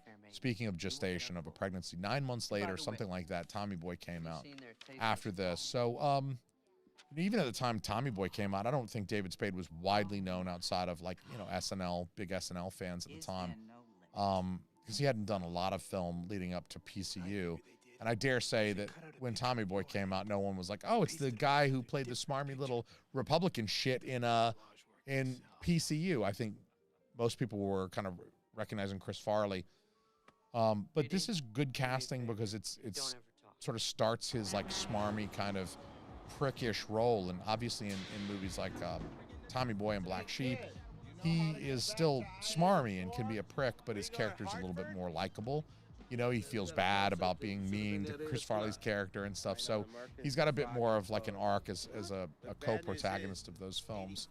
But obviously it's something that David Spade is very good at. Clearly, it's something that he excels at, and I think they recognized talent well. I got to say, it may not be a perfectly cast film, but I do think they recognized good talent in the actors. I think Jon Favreau is really well cast. The idea is, can we find some things, and maybe it's not skin color, maybe it's not gender or sexual orientation or whatever, but can we find some things that we can agree on? Can we find some common ground, some things that we both enjoy, hobbies? For me, it might be overspending autistically on 4Ks with slipcovers and slipcases and shit like that my wife doesn't understand. But it might be something as simple as we like getting messed up and having some sex. And so that's fun too. And so the premise that you're going to draw all of these angry people, as Tom here is about to do. He's about to draw a legion of angry people that have been, for some reason, hunting him all day. And it's like, great, he offended them. But like, should you really spend 7 hours like hunting a person to beat the shit out of you because he offended you? I get it. He threw meat at the vegans. I mean, you probably get your ass kicked for throwing meat at vegans in real life, assuming the vegans have the muscle mass to take you. I got my man Scottish Bear. He knocked out Liam Neeson, so those vegans ain't gonna fucking touch me. Me and Scottish Bear are gonna put up our dukes, and I think he and I could take at least 30 or 40 vegans each, because those guys got and girls. There's a lot of girl vegans, and forget about it. Like a girl vegan, oof, you probably go to jail for killing her by accident. You could take a lot of vegans because they just don't got the muscle mass. They're eating a lot of rice and beans to try to make a complete protein out of legumes and shit. But I'm over here eating steak. I know my man, I had chicken for dinner tonight, but my man Scottish Bear's eating steak. I'm eating chicken breast, very high protein. for their lust to do violence to the Tom character. That he's pissed them all off, and he's given them all a common cause. That they're like, you know what? Even though the Black Panther guys, they eat the meat, and we're the vegans, and we don't eat the meat, we'll bury the hatchet for tonight when we kick this Tom guy's ass. So it's kind of ironic that, you know, in a culture where they preach the PC and, you know, being the idea of political correctness is a lot of like how you act and how you speak, your conduct, your behavior, and your speech. You know, speaking to people, you know, you don't call women chicks, you don't call them bitches, you don't call them, you know, you don't call them girls. You know, you have to refer to people in a polite way and in a way that respects their identities, in a way that they would like to be referred to. And so a lot of it was about like respect and, you know, allowing us to kind of work together without conflict that comes from just like kind of a relatively minor thing, which is just the way we talk to each other. But the idea that they all like, even though that's about, you know, kindness and respect and stuff like that, the one thing that does make them put all that down that they unite on is like, we're gonna kick this guy's ass. Like he offended us, and all he did to the Black Panther group, he just bumped into the main guy. Like he was coming around the corner, he was running so fast, it couldn't have possibly been a racist move. These are not points that Roger Ebert made in more recent decades where he had the benefit of hindsight. He was making them at the time, and he made a prescient one that, you know, any member of these minority groups, the womanist group, could call you a misogynist. They certainly would call me that. I know, I can predict it with 100% accuracy. They would call me a misogynist. The Black Panther group would say you're a racist. The vegan group would say, you know, you're something. You're a murderer or something like that. And they could all call you this. And Roger Ebert thought it was just kind of ironic that you can't call the womanist character a girl. That's not like okay speech. It's not that it's not protected, because on a public campus it would be protected by the First Amendment. But the idea that they object to being called a girl, but the wominists would not hesitate to call you a phallocentric misogynist. And so Roger Ebert noted that there was a little bit of irony in that. You know, the groups want to call you whatever they want to call you, which can be really kind of untrue and hurtful smears about you. But then also, you're not allowed to call them anything back, even if it's like girl. It's not even particularly offensive. It's not like you're saying like, yo, bitches, or something that's really a lot more abrasive and going to piss women off. But that's not my car. It made the Ebert article a lot more interesting that he kind of threw that aside in about like, 1994 PC culture. Like he wasn't writing about 2016. None of that shit had happened yet. It was pretty wild, actually, to be reading that at the time. It seemed like he was sort of foretelling the future a little bit as well. Because, you know, it's hard to get on stream these days without being called some misogynist, racist, insensitive, something, problematic. Sounds nice in theory and all. I'm an insensitive problematicist, and that can be a problem sometimes for me. So here he shows up. Tom shows up to be the Deus Ex Machina. He's got information that they don't have because he was in the right place at the right time to hear it. He knows about the deal. He gives them information that they use here in this scene to finally topple the president and wants them out of the house. But forget about the various laws that they've broken that it feels like they would be prosecuted for. As long as they take down the corrupt president, then everything's good. And David Spade also opens his mouth and basically offends every single interest group and marginalized group.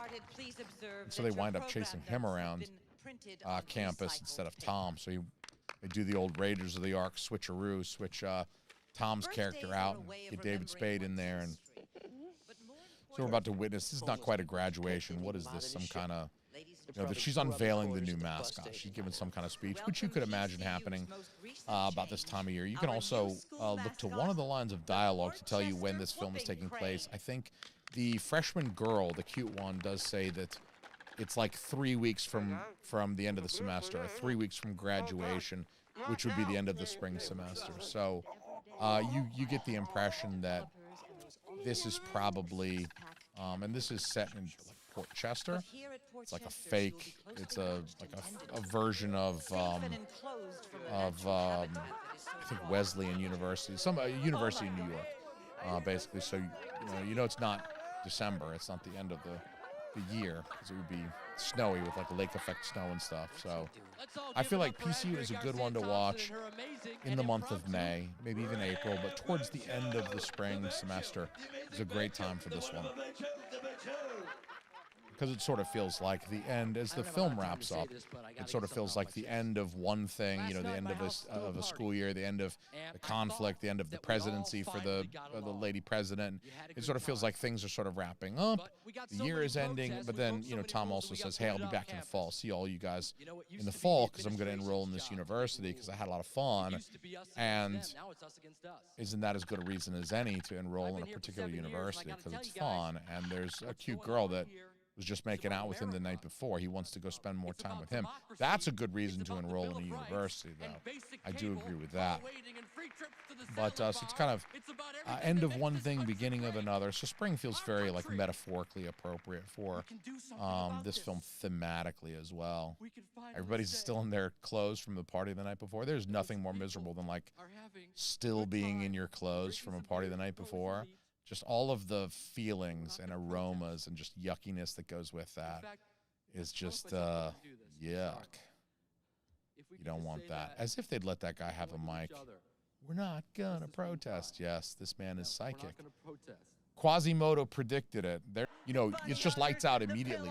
With the balls, it's not immediate at all. So I try to warn people, just if you're a girl and you don't know what it's like to get hit in the testicles, definitely, like, you might be better going for the face, because at least then, or like the nose, if you could break the nose and cause a lot of bleeding, that's fairly immediate. But if I got like 3 seconds to keep strangling you after you kick me in the balls, like, it might be lights out for you too. I'm just saying, you know, because you got about 3 or 4 seconds before that ball pain's like really like starts to make you want to throw up. You know, if you're a dude, if you got testicles, you know, because you've been hitting them before and you know what that's like. Tradition left over from the dark days of Balls and Shaft. Tom Lawrence, prepare yourself. So here we have our resolution. They're joking about like jumping our homeboy in, you know, try to relax your anus and stuff like that. He's got his glove on. He's got his fingers ready. The heavy implication is that Gutter is going to penetrate young Tom rectally to, you know, do a little prostate exam. I've had one done. And that doctor got in me quick. I mean, what I'm trying to tell you guys out there is if you're a dude and you're going to have a prostate exam, expect some fingers going in your ass. And so this guy starts getting in there. And I'm just thinking, like, why didn't I get a 90-pound Vietnamese lady to be my urologist? Why did I pick a 6'6" tall black dude who could palm a basketball like Shaquille O'Neal to stick his fingers in my ass? What was I thinking when I chose him as an oncologist? That was a terrible idea. But at any rate, I should have chosen a 90-pound Vietnamese lady, and that's my advice to you guys. But also, you know, the glove thing is very. That was it. No post-credits boobies. Lucky for me. But I feel like contemporaneous music is another thing that's a little bit of a risk, but it's one that you could take in a $5 million movie. So, oh yeah, I mean that's pretty awesome. That is pretty awesome. Do you feel like this is a, you know, parent to parent question, because I'm curious, having young children, and so not having run the experiment all the way through, I'm still in kind of the early phases of the experiment myself.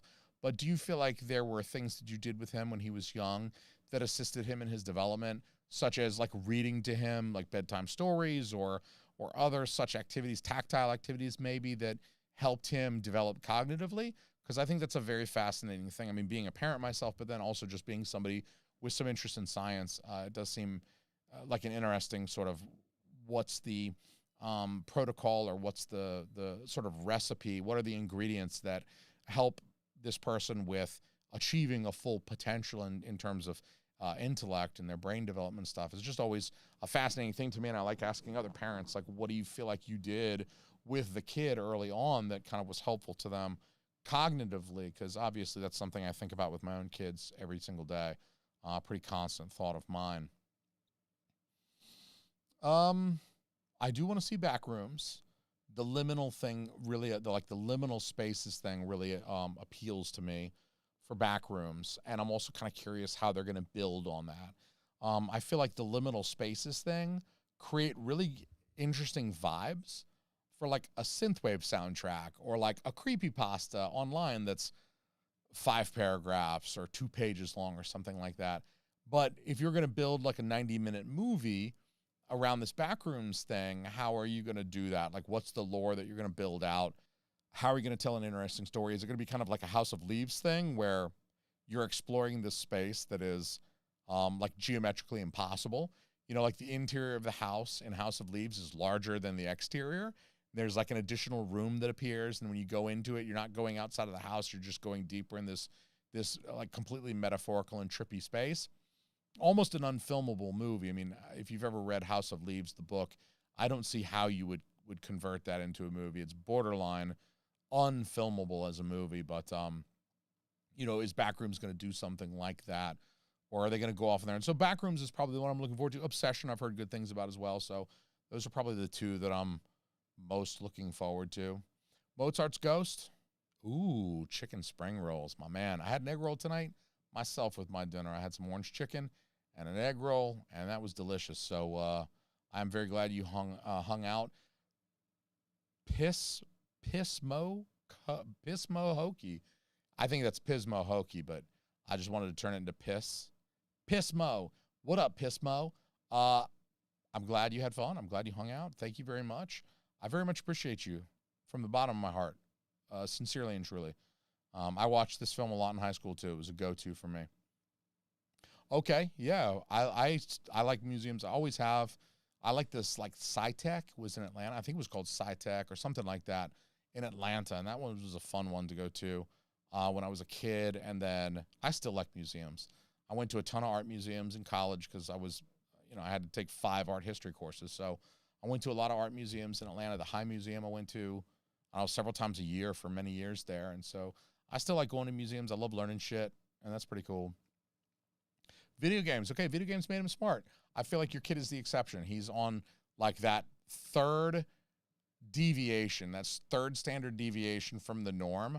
Your kid is above it, okay? He was so smart, he could get smarter playing video games, and so y'all did something right, I believe, genetically. In the bedroom, you and your wife did something right in the creation of this kid, because then you're like, here's Zelda, and he's like Albert Einstein. I love it.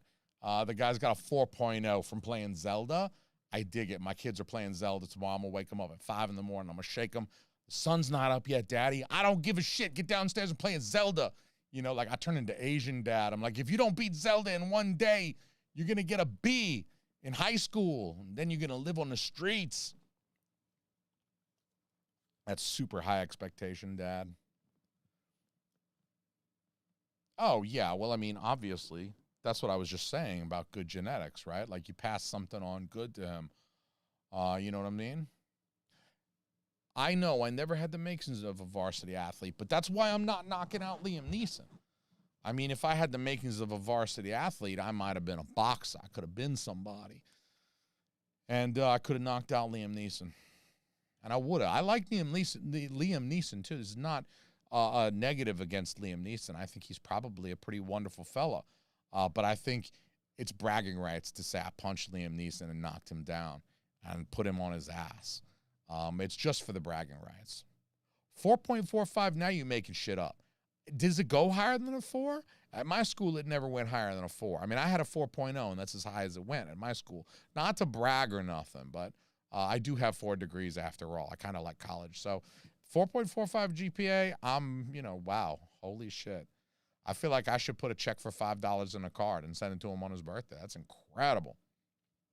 What up, Eli? How you doing, dog? It's good, Eli. How you doing? I hope everybody's well. I hope you guys enjoyed watching PCU. It's a short film, I want to say, not very long movie. It's like 84 minutes. It's like one of these ones that's 81 minutes. How close was I? I just pulled 84 like completely out of my butthole. And 81 minutes, so it's not a long movie. One you can get through pretty quick. It's one of the few movies that I don't have to, like, stop and then watch the end of the next. I have to break movies up into 2 nights because I have little kids. okay, and they wake up. They wake up at midnight and they come looking for daddy. So I have to break movies up and watch them over 2 nights. But PCU, I can get done in 1 night because it's digestible. I don't want to tell you guys how many nights it took me to watch Ben-Hur a couple of months ago, right before Easter. I'm watching Ben-Hur. And I want to say it probably took me a week to watch Ben-Hur. That one was a long one, but it looked good on 4K. Yeah, definitely do what Eli says. Everybody listen to Eli. If you don't, I know a guy who knocked out Liam Neeson in real life, so I'm just saying, I make a phone call. Guess what? Boom. Bing, pow, boom, you're gone. I actually believed that he was dating Pamela Anderson. I 100% believed that. They got me, but it was just marketing. I got all sad. I was like, are they still together? Are they married yet? I wanted it for them. I was like my wife watching romantic, like, reality TV. She watching, like, Married at First Sight and shit. I turned into my wife over Liam Neeson and Pamela Anderson. I was like, I was ready to, like, I was wiping a tear from my eye. I was like, I want them to get married and have a family and just do the whole second half of life together. I loved the idea. So anyway, I was sad to learn that whole relationship was a fugazi. It was fake. It was a forgery. Who else is excited about The Sopranos on 4K? I know my man Brad is very excited. He's right up there on my level. But is there anybody approaching my level of excitement for The Sopranos on 4K? It's so hard not to rewatch it right now, but all I got is the DVDs, and I got to save myself for the 4Ks. And it's so hard because I've been dying to rewatch that show. And the DVDs are, like, right behind me. They're on the lower level right behind me. And I'm not going to get rid of the DVDs because they got the way the case opens up and the metallic, like, reflective. I'm just way too insane about, like, the physical packaging. I'll never get rid of them even once I've got the 4Ks, but I won't watch them again either. I'll watch the 4Ks, and I'm very much looking forward to those. That is going to be badass. Gabagool. Okay, GPA goes to 4.5. You know, they added like an extra 800 points to the SAT some years ago, too. When I took the SAT, I mean, when I was in high school trying to get into colleges and stuff, when I took the SAT, it was 800 and 800. There were just 2 parts, and it added to a 1,600, and the closer you got to 1,600, the smarter you were, the more valuable your life was. And they recently added to that. Doesn't it go to 24? Are there any young people out there that can confirm, or am I just like some old boomer talking out of his ass? Because that could be the case too. But yeah, they just got inflated. It's inflation, right? Inflation gets everything. Yeah, it made the milk more expensive. It made the eggs more expensive. It made the trenbolone more expensive. But you know, my SATs and my GPAs got inflated as well. It's crazy.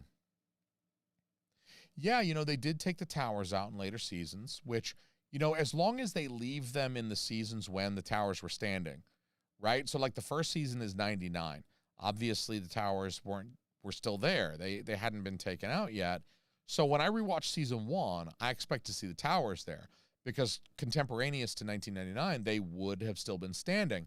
However, once they got taken out versus like refilming the beginning, you're not going to refilm that shot. What you're going to do is just digitally erase the towers because they only show in his rear view mirror anyway. It's not like a big prominent shot that fills the whole screen. It's like his rear view, and in the rear view is New York because he's like leaving New York to go to Jersey. At any rate, I think it's appropriate if the towers were already down. From 2002 on, feel free to take them out because they wouldn't be there anyway, right? Like they were gone at that point. So I'm okay with them making that particular change, like to keep it up to date with what was going on in the world. Right? I mean, even the fact that Sopranos, by the later seasons, it was kind of ironic. The one FBI guy who was trying to get Tony the whole show, he got moved by the FBI and put on counterterrorism. And that felt very timely in 2005. But also, it created this really kind of cool story element where, as an FBI agent, he had some inside information that Phil Leotardo was going to try to kill Tony, and he went and met with Tony and fed Tony the info. Like, he tried so hard to bust Tony the whole show, but then in the end, he essentially kept Tony alive by giving him some insider info. And the idea that he was exchanging it for information that Tony might have had on terrorist activity, but it's just funny that, you know, that part of the show, that thread in 2005 or whenever those episodes were filmed, was a direct result of the sort of climate at the time, especially around New York in the wake of 9/11. It's really amazing how that affected Sopranos, and so I think it's appropriate that they recognize that by digitally removing the Twin Towers from shots when they would have been gone anyway. So, yeah, Justin. On the one hand, I'm jealous. To go back and watch Sopranos again for the first time, it's like imagine if you could be 7 again and you could wake up Christmas morning fully believing that Santa Claus was real and he had left you some new G.I. Joes and He-Mans and a Nintendo, and your parents are down there and everyone's drinking coffee and waking up and you're like ripping through Christmas presents again, and it's like G.I. Joe and Transformer and Nintendo game and Duck Hunt and all the shit that you've just been wanting all year, and you get to just enjoy that again as an innocent, no cynicism in you yet, and you're just enjoying unironically and without any kind of self-awareness at all. You're just enjoying Christmas morning. That's watching Sopranos again with virgin eyes as someone who's never seen Sopranos. It's like being able to go back to that and experience that again. I mean, what wouldn't you give for that? Wouldn't that be one of your 3 wishes, that you could just go experience a Christmas morning again? And when you woke back up in the present, you would just cry for hours because you had to leave that behind. You got a taste of that again. That's watching Sopranos with virgin eyes, having never seen Sopranos. That's what kind of special experience you're in for. I hope that sells you.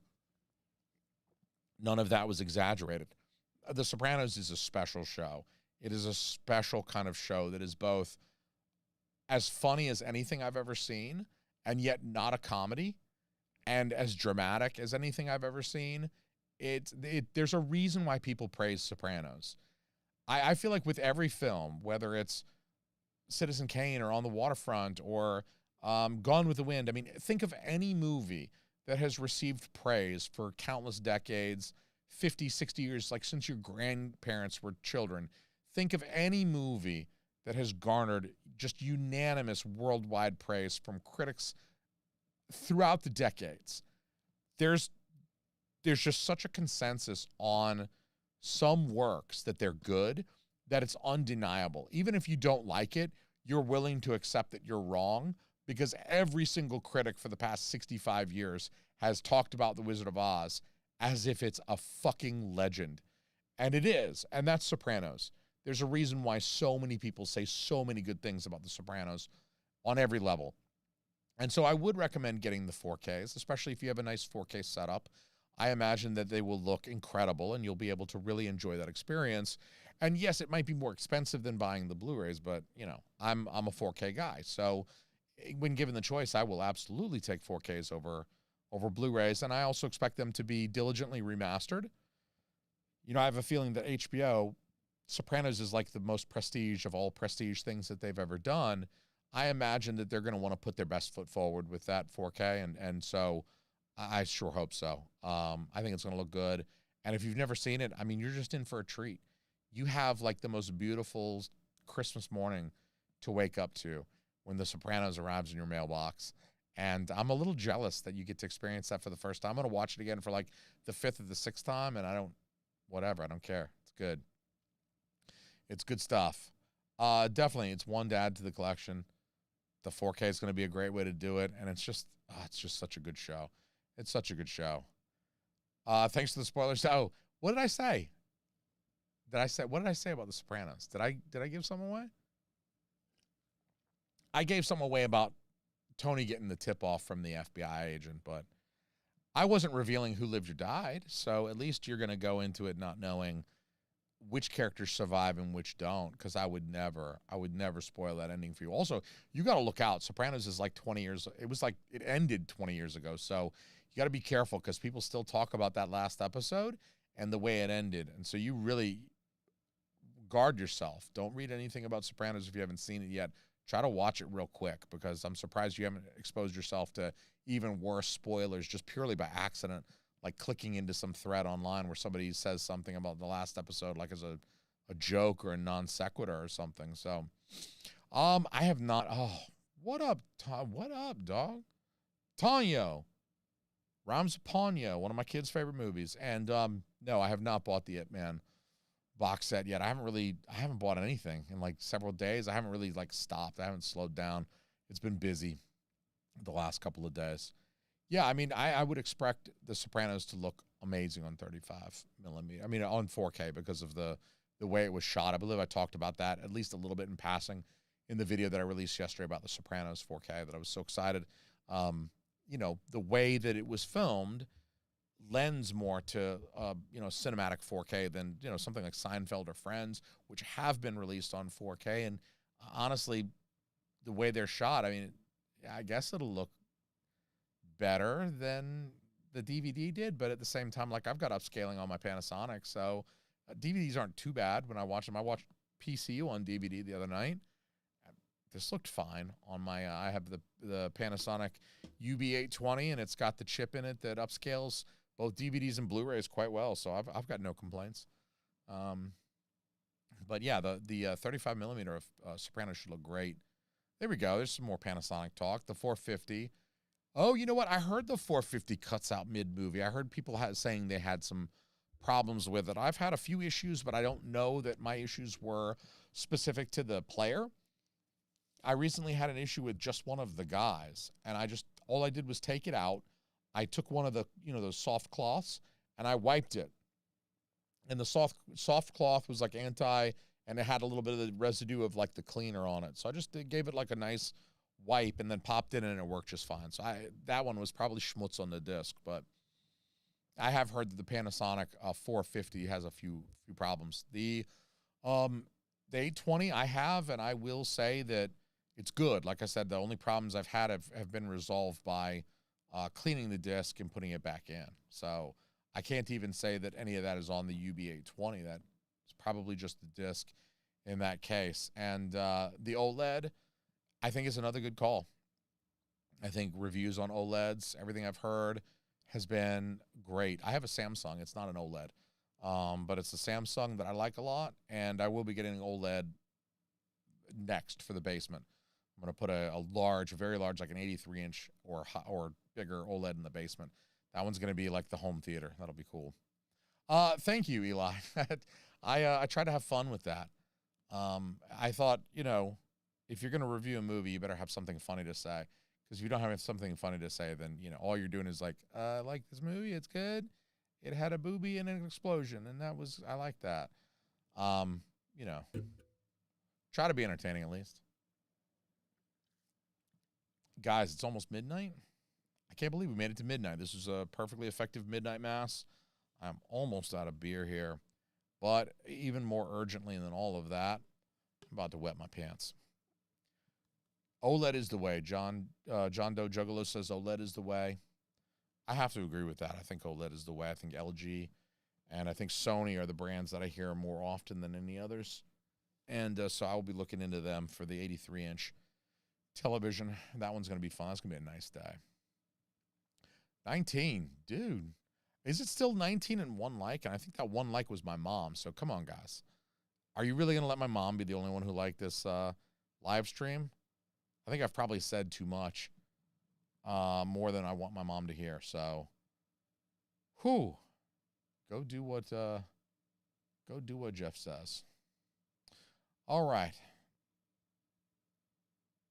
Next watch along is 8 millimeter. Has that been released on 4K yet? I guess it doesn't matter because I usually try to rip Blu-rays for this because they're smaller file size. But I'll look into that. I haven't seen 8 millimeter since the 90s. I think I watched it when it first came out on home video. I think I saw it on I either saw it on VHS or I saw it on like HBO or something when it was relatively new. And I haven't seen 8 millimeter since then. It's been a very long time. So I'm definitely open to suggestions for watch-alongs from the crowd. I'm very susceptible. So if anybody's got ideas for watch-alongs, if there's a movie that you particularly think that I would be well suited to yap during, I'm happy to do that. So I do appreciate it. I do appreciate it. Okay, 21 likes. Mozart Ghost. I appreciate that. That's good. Sooner has revealed himself as my mom. Guys, please be nice to Sooner, because that's Mrs. Almy right there. Just kidding, Sooner. Just kidding. Just kidding. That's not my mom. My mom goes by Grand Jan. If you ever see a Grand Jan in the chat, that's the Movie Monk's mama. LG is fantastic. Oh, you're an LG as well? Yes. You're like the 1,000th person that I've said an LG OLED is really a wonderful thing. So I think its reputation speaks for itself at this point. And anybody looking for an OLED out there, you got to at least consider the LG. Oh, yeah, I would just cover it up. I've done some pretty raw shit. You know, I think as long as you cover it up, YouTube doesn't really care. They don't really care. I mean, they might hit me for the audio, like if one of the characters says a bad word. I don't know. They might not like that, but I don't know. I'm down for watching whatever. Hardcore might not work. Or even like softcore that's like a lot of booby. I might get in trouble for like a booby showing at some point, but I think just about anything that's not like actual porn, I think I can get away with. I would just cover it up. And then obviously choose my words very carefully. The Aristocrats. Have you guys seen the documentary, The Aristocrats? That's one that would be hard to talk through because I would want everyone to hear all the jokes.